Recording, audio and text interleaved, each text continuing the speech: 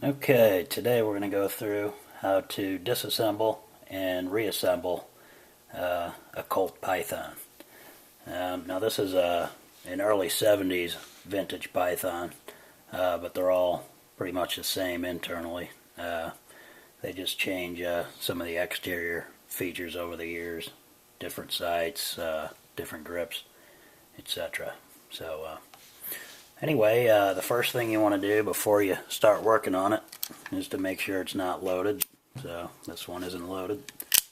And then we'll go ahead and take the grip off. And you'll just take the grip off with a simple flathead screwdriver.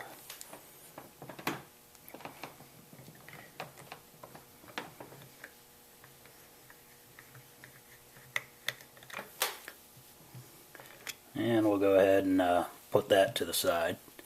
Now when you take this gun apart, or really any gun for that matter, it's a good idea to kind of keep all the parts in the order that you take them out. For instance, when I take these out, I'll line them up from left to right towards the top of the table, and then I can just go back down the line and reinstall them. So anyway, keep your parts in order when you're taking them out. Now the next screw that we'll want to take out is this one right here underneath the cylinder, and that'll allow us to take the cylinder itself out after we remove that screw.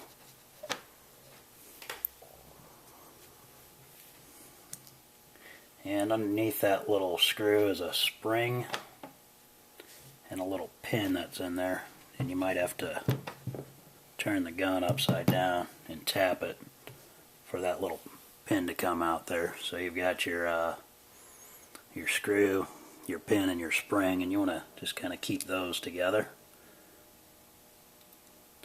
So we'll go ahead and put those to the side. And now we'll turn the gun back over and take the cylinder out. So you'll just push this back, take the cylinder out, and then move it forward, and it'll just come right out of the frame. Now if you want to take this cylinder apart, there's a couple things you have to do. I'm not going to do it right now, but I'll tell you how to do it. This is called the ratchet, and this actually will unscrew off of here, and then this end will also unscrew off of here, so you can take your ejector rod out and your spring.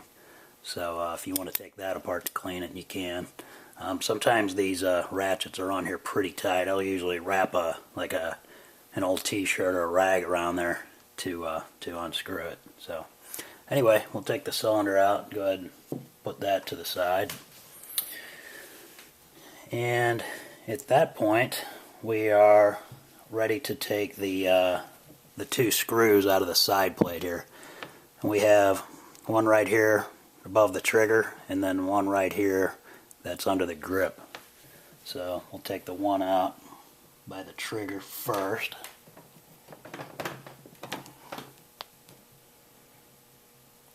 And one thing too, you want to make sure you have the right size bit when you're working on these. I can actually use this size bit for every screw on this gun. Alright, so we'll take the second screw out now. It helps if the bit itself is not chewed up too. Okay, and then we're ready to take the side plate off. Now, some of these side plates I've taken them off on other Pythons before. Some of them are pretty tight. What you want to do to remove them is just take the back of a screwdriver. This one's a rubber-handled one, so and just tap on the frame right here, and the side plate will start working its way off. So, and there it is. Okay, now you'll just lift your side plate off, and you can take the cylinder latch off, and that just moves forward and comes off. And you'll see underneath here you have your cylinder latch pin and your cylinder latch spring, and you can take those out and clean them up when you're taking the gun apart. This one's already pretty clean inside, so I'm just going to leave that cylinder latch in there for now.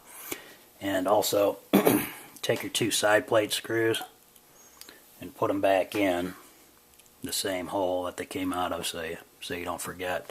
The one on the back is slightly larger than the one on the front if you do get them mixed up. So we'll go ahead and take our side plate and put it up to the side. Alright, now the next thing you want to remove is the main spring here. And what you'll do is just kind of press from the bottom, and it'll slide up and pop out. So there it is. And that's your main spring, and that controls the tension on the hammer and the tension on the rebound lever here. So take your spring out and go ahead and put that to the side. And the next thing you'll take out after that is the hand. And the hand is this little deal right here that actually advances a cylinder when you either pull the hammer back or pull the trigger. So go ahead and take the hand out. It's just on a little pin that connects to the back of the trigger there. So we'll go ahead and take that out. Put it to the side. And the next thing you'll want to take out is the rebound lever, this thing along the bottom here. But before you can take that out, you'll want to pop this pin out in the back of the where the handle is. So mine is fairly loose. You may have to use a punch on yours if it hadn't been cleaned or taken apart in a while. So I'm just going to press it, and that pin just comes right out. So you may have to use a punch or something, like I said, if yours is a little tougher than that. So we'll go ahead and put that pin down for now. We're going to go ahead and take the rebound lever out, and you'll just start on the back, take it out of the little slot that it's in, and then lift up on it, and that'll come right out. And we'll keep the rebound lever pin in the rebound lever so we kind of remember where it goes. And we'll go ahead and put that to the side. Okay, now we are ready to take the hammer out. And the hammer, very simply, you'll just pull it back a little bit and just pick it straight up out of the frame, and it should come right off. So that's our hammer. Now if you wanted to take the hammer stirrup, this little thing that the spring connects to on the back, if you wanted to take that out, you just take a little punch and pop that pin out. Or if you wanted to take this sear point off right here, same thing, you have a pin right there in the hammer, you can take that out, clean it if you want. I won't do that right now. But there's your hammer, so we'll go ahead and put that to the side. And the next thing you want to take out is the latch pin. And this is what the cylinder latch connects to that allows the cylinder to come out when you press it. So that just will come out. There it is. So that's your latch pin, and we'll put that to the side. Okay, now you're ready to take the trigger out. Now there are a couple things that are connected to the trigger. We have these two little, I'll kind of move the hammer around here so you can see them. We have these two little connectors, this one right here, and then this last one that is the actual hammer block, and that's your safety device so that the hammer can't strike the firing pin when it's in the decocked position. So we're going to go ahead and lift that out. So we'll start by pressing from the bottom on the hammer, and that whole little assembly came out at once. Now if this comes apart while you're taking it out, it's not that big of a deal. I'll actually take it apart right now just to show you really quick. On the back here you'll notice if you press that to the other end you can lift right off and that'll come out. So I'll put that back in for now. And then same deal on the one that connects to the top. If you want, just push it in and lift it off, and then you can clean everything up a little easier when it's taken apart. So I'm going to leave that in one piece like so and go ahead and put that to the side for now. Okay, so we got our trigger out. Now we have one last thing in here. This is the cylinder stop. and you'll notice there's a spring on the bottom of it right there, and that's the thing that controls this deal right here, that when you pull the hammer back or pull the trigger, that comes up and stops the cylinder from advancing. So we'll take the screw out that's on that, and this is a fairly shallow screw, so you want to make sure to get a bit that fits that pretty well. And you'll unscrew that screw.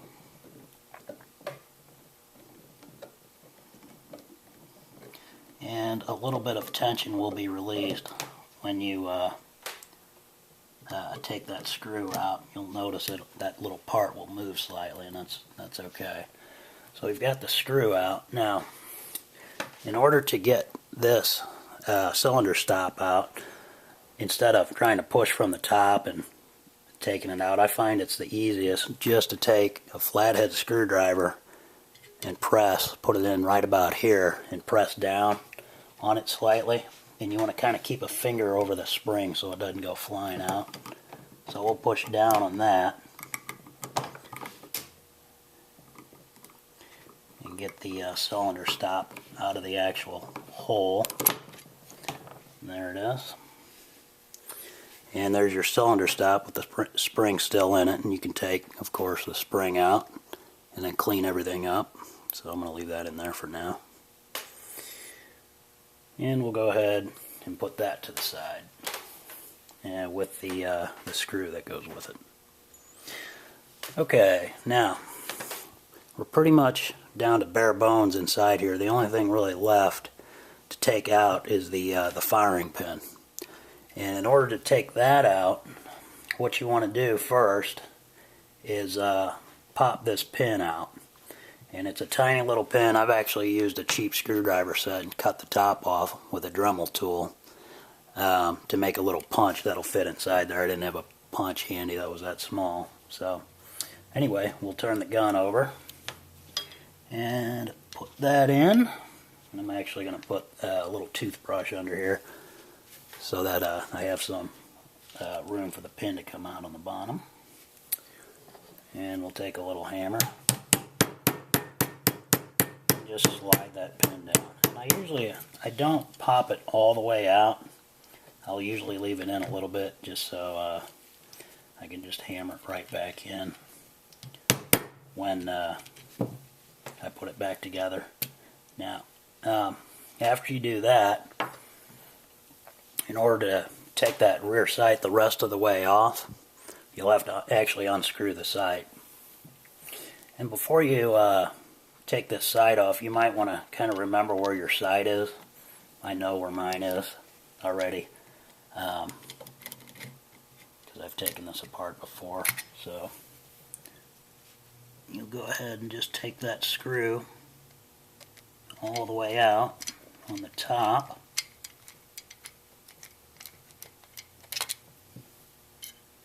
And you want to be careful when you get that out because there's two little springs on the back of here.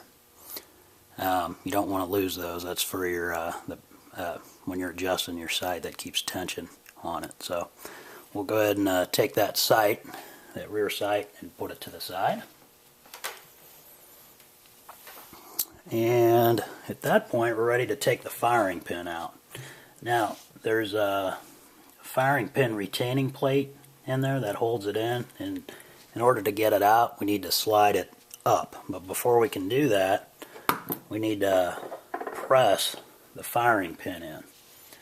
And the way to do this is to press the firing pin in, and then while it's in, push up a little bit. And I don't know if it caught it, but if you notice, this plate moved up a little bit already while I had the pin in it, and that's what you want. And you want to kind of keep your thumb over that firing pin as you're taking this off, so it doesn't fly out, because there is a spring on the back of it, and you don't want to lose that. So you'll have to kind of press and work it till it comes off. And there's your firing pin retaining plate, and then the firing pin itself will come out. Get a little screwdriver here. just kind of push it out, and then on the back of it is the firing pin spring. And sometimes the spring will stay inside there when you're taking these apart, and all you do is just stick a little screwdriver in there, pull it out. So we're going to put the firing pin in the way it goes in the spring. Remember, the fat end of the spring will go in first when you go to put it back together. So we'll keep that in there. And when you put the firing pin plate back in, the beveled edge goes down. You don't want to put it in like this, it won't go in. And if you forget what position it's in, just look and see where the mark is from the hammer striking. Yeah, you can kind of see the round part right there. On the other side there is no mark, so that's the way it goes in. So we'll go ahead and put that to the side. And now we are down to bare bones. There isn't anything really left inside the frame here. If you wanted to take these pins out, you could. There really is no reason to, unless they're damaged. You could just pop them out with a punch. I don't want to tear the bluing up on here, showing you that. The last thing you could do if you wanted to, if you needed to take the barrel off, these barrels do not have any kind of retaining pin. They simply just unscrew. And I've taken the barrels off of these before.